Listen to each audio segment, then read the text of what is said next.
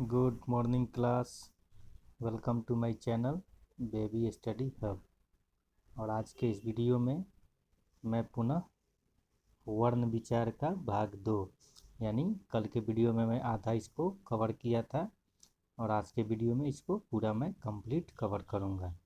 इसमें आप लोगों को बताऊँगा वर्णमाला, स्वरों की मात्राएं, स्वरों का प्रयोग, वर्ण विच्छेद करना, संयुक्ताक्षर किसे कहते हैं, अनुस्वार और अनुनासिक, इन सब के बारे में इस चैप्टर में हम आप सभी को बताएंगे। तो चलिए बिना देर किए हुए वीडियो शुरू करते हैं। और अगर आप मेरा चैनल सब्सक्राइब नहीं किए हैं तो please like and subscribe my channel. तो चलिए वीडियो शुरू करते हैं।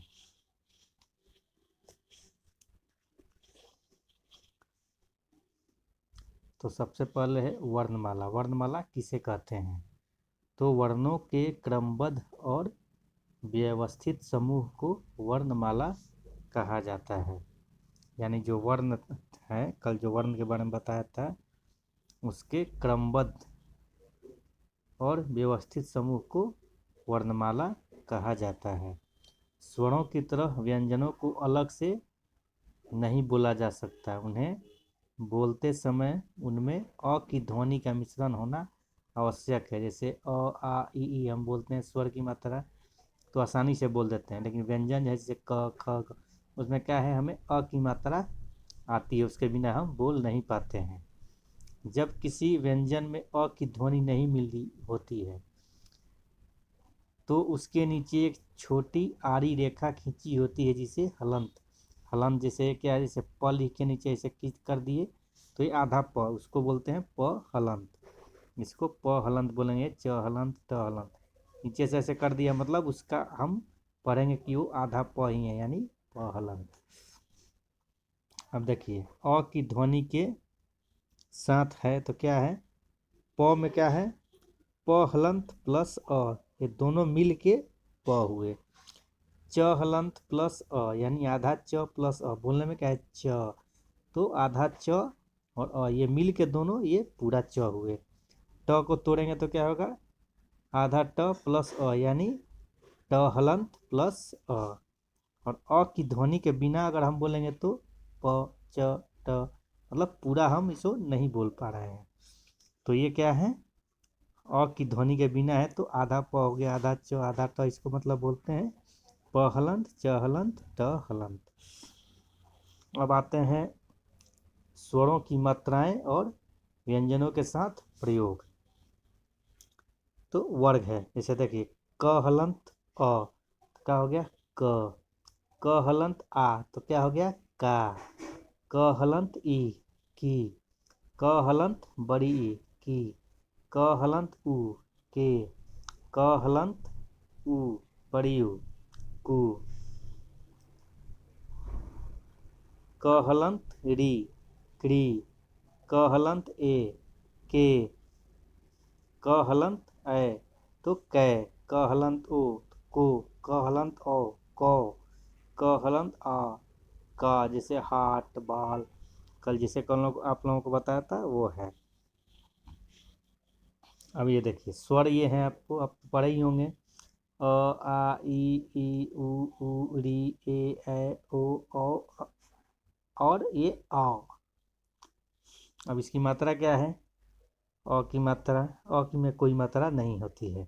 आ में क्या है, एक ये पाई खींच देते हैं, ये छोटी की मात्रा है, इसे आप लोगों को याद करना है।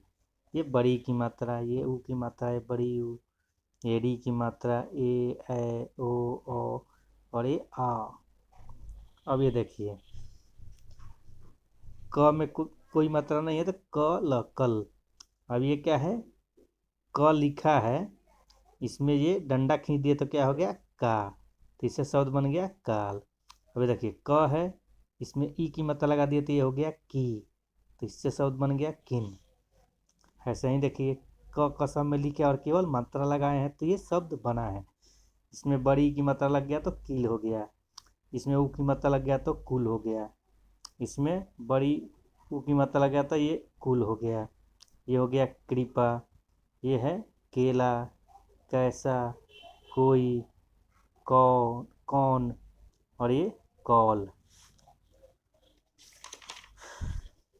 अब आगे आते हैं बच्चों, अब है स्वरों के दो दो प्रयोग, यानी स्वर का प्रयोग कहाँ कहाँ कैसे कैसे होता है। तो हिंदी के स्वरों का प्रयोग दो प्रकार से होता है, अपने असली रूप में, अपनी मात्राओं के रूप में। तो असली रूप में क्या है, अब असली रूप में देखिए स्वरों का प्रयोग अपने असली रूप में किया जाता है, जैसे अब, आम, ये पहला अक्षर ये स्वर ही है और उसमें शब्द जोड़ दिए व्यंजन, तो ये क्या है, शब्द बन गया। तो ये अपने असली रूप में देखिए, अब, आम, इस, एक, उन, अख, ऋषि, एक, ऐसा, ओस, और। ये क्या है, असली रूप में, क्योंकि ये सबसे पहले इसमें स्वर की मात्रा ही है और उसके बाद व्यंजन मिलके शब्द बने हैं। और अपनी मात्राओं के रूप में, जैसे पीछे मैं आप लोगों को बताया, जब कोई स्वर किसी व्यंजन में मिल जाता है तो वह अपनी मात्राओं के रूप में जुड़ता है, अपने असली रूप में नहीं। जैसे ये देखिए, क हलंत प्लस आ, क आ थोड़ा लिखते हैं, ये गलत प्रयोग है। इसको सही प्रयोग क्या कहें, क हलंत प्लस आ, यानी हो गया का। तो का कैसे लिखते हैं, क में जो आप लोगों को इधर मात्रा दिखाया था, ये मात्रा लगा के हम इसे पूरा करते हैं व्यंजन में। अब ये देखिए, न हलंत प्लस ओ, नौ, प हलंत प्लस बड़ी यू, पू, और ये गलत है, पऊ नहीं लिखते हैं, क्योंकि इसको मात्रा जो इसकी मात्राएं हैं वो लगाते हैं स्वर की। अब आगे आते हैं, र पर उ और बड़ी ऊ की मात्राओं का प्रयोग। तो र पर उ और बड़ी ऊ की मात्राओं का प्रयोग उसके सामने आगे किया जाता है, न कि उसके नीचे। जैसे देखिए, र हलंत प्लस उ, रू, तो रू से शब्द क्या बना, रुक। अब ये देखिए, छोटी ऊ की मात्रा है तो केवल ऐसे करके दिया है, देखिए। और इसमें बड़ी ऊ का है तो क्या है, तो एक इस टाइप का एक खींचा है, ये देखिए दोनों में अंतर, ये आप लोगों को ध्यान देना है। देखिए ये ऐसे करके कर्म मुड़ा हुआ है पूरा, और इसमें केवल टच करके इसे नीचे की तरफ झुका दिया है। र के कुछ अन्य प्रयोग, जैसे देखिए कर्म, तो क प्लस र हलंत प्लस म, कर्म। बोलने में मेन है, उच्चारण कीजिए आपको स्पष्ट हो जाएगा। कर्म यानी क पूरा है, र हलंत प्लस म मिलके हो गया कर्म। ये देखिए क्रम, माने ये कर्म हो गया, काम जो हम कर्म करते हैं वो कर्म। ये हो गया क्रम, मतलब सिस्टमेटिक वे में वाला क्रम है ये। क हलंत प्लस र प्लस म यानी क्रम। ये हो गया ट्रक, तो इसके र के ये भी प्रयोग हैं। अब आते हैं अनुस्वार और अनुनासिक। तो अनुस्वार किसे कहते हैं, ये देखिए अंग की मात्रा, और ये भी अंग की मात्रा ही है। अब इसमें क्या है, अंतर है दोनों में। क्या अंतर है, तो व्यंजनों पर अंग और अंग की ध्वनियों का प्रयोग भी किया जाता है, जैसे कंघा, पाँच। देखिए बोलने में क्या है, थोड़ा अंतर है, पाँच इसमें न की मात्रा आ रही है, और ये कंघा इसमें भी आ रही है बट कम आ रही है। अंग का उच्चारण, अब अंग का उच्चारण में क्या है, नाक से किया जाता है, जैसे कंघा, ये नाक से बोल रहे हैं, और इसलिए इसको बोलते हैं अनुस्वार, अनुस्वार कहा जाता है, इसीलिए इसको, क्योंकि इसका यूज हम क्या करते हैं, नाक से करते हैं। और ये जो अंग है इसका उच्चारण नाक और मुंह दोनों से किया जाता है, जैसे पाँच।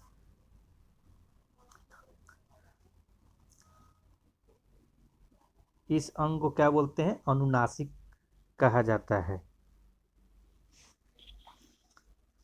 कुछ अन्य संयुक्ताक्षर, तो सबसे पहले जानते हैं संयुक्ताक्षर है क्या। तो जब दो व्यंजनों के बीच कोई स्वर न हो तो उन्हें मिलाकर लिखा या बोला जाए तो ऐसे मिले हुए व्यंजनों को संयुक्ताक्षर कहते हैं। संयुक्ताक्षर क्या है कि दो व्यंजनों के बीच कोई स्वर न हो, मतलब आधा आधा हो, उसे हम मिला के लिखते हैं। जैसे पत्ता, उसमें आधा त उस बीच में होता है, फिर पूरा त उसको मिला के करते हैं। इसे बनाने के ढंग तीन तरह के हैं। एक है वर्णों के अंत की पाई, यानी ये पाई जो है को हटाकर, जैसे अ के बिना ही वर्णों को देखिए, ये ख है तो इसमें ये पाई हट गया तो आधा क हो गया। ग में देखिए पाई हट गया, च में हट गया, सब में क्या है पाई हट के शब्द बने हैं, तो ये सब आधे आधे हैं। इससे शब्द अब कैसे बनाएंगे, जैसे देखिए पत्ता, पत्ता लिखेंगे तो क्या है, इसमें से आधा त जो है ये देखिए, ये आधा त यहाँ पे आया है और ये पूरा त है, तो ये बीच में क्या है, एक आधा वाला है एक पूरा वाला है, जैसे बच्चा, गन्ना, अप्पू, गुब्बारा। अब है अगला हलंत का प्रयोग करके। हलंत का प्रयोग करके भी हम संयुक्ताक्षर बनाते हैं। तो हलंत का प्रयोग करके क्या है, जैसे ये देखिए ट, ये पूरा है, इसमें हलंत लग गया, ठ इसमें हलंत लग गया, ड इसमें हलंत लग गया, तो इससे शब्द क्या बने से लट्टू, तो इसमें आधा ट फिर पूरा ट, तब ऊ की मात्रा। गड्ढा, गिद्ध, चिन्ह, ये क्या है, ये सभी हलंत का प्रयोग करके लिखा हुआ है। उसके बाद है नीचे झुकी हुई घुंडी को हटाकर, यानी क में क्या है नीचे झुकी रहती है, फ में झुका रहता है आधा, तो इसको हटा देते हैं तो ये शब्द इसके बाद बन रहा है, जैसे चक्का, आधा क लिखेंगे तो कैसे लिखेंगे, इसे घुंडी क्या है मुड़ा हुआ, उसको हटा देते हैं। गफ्फार। अब ऐसे ही संयुक्ताक्षर वाले शब्द के और उदाहरण है, जैसे देखिए प्याला, पत्ता, सिद्ध, प्यारा, प्यास, ये क्या है, सब संयुक्ताक्षर वाले शब्द हैं। देखिए कुछ और भी शब्द हैं, देखिए आधा ट फिर प्लस पूरा ट, ट यानी लट्टू, भुट्टा, मिट्टी, गड्ढा, बुढ़ा, चड्ढा, द्वारा, विद्वान, द्वेष, क्यों, क्यारी, ये क्या है, सभी संयुक्ताक्षर वाले शब्द हैं। और एक बार मैं आप लोगों को इसका समराइज कर देता हूँ जो पूरा पढ़ाया हूँ। तो भाषा की सबसे छोटी इकाई को वर्ण कहते हैं। वर्ण के टुकड़े नहीं किए जा सकते हैं। अंग और अह को अयोगवाह कहते हैं, यानी आपसे कोई पूछे अयोगवाह क्या है, तो अंग और अह को अयोगवाह कहते हैं। ये दोनों क्या है, न तो स्वर है न ही व्यंजन।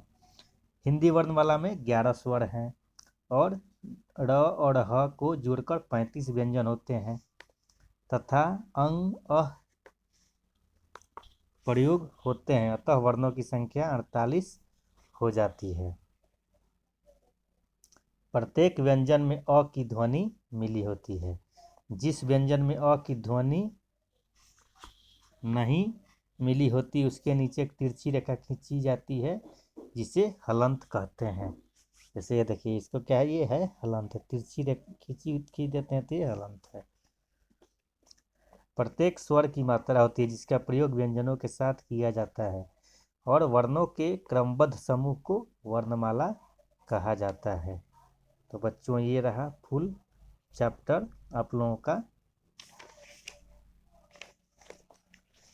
और ये देखिए, ये आप लोगों को वर्ण विच्छेद है। अब कल के वीडियो में वर्ण विच्छेद का आप लोगों को तोड़ के कैसे लिखेंगे वो आप लोगों को सिखाऊंगा। तो आज के लिए इतना ही, कल एक नए लेसन के साथ मिलेंगे, तब तक के लिए जय हिंद।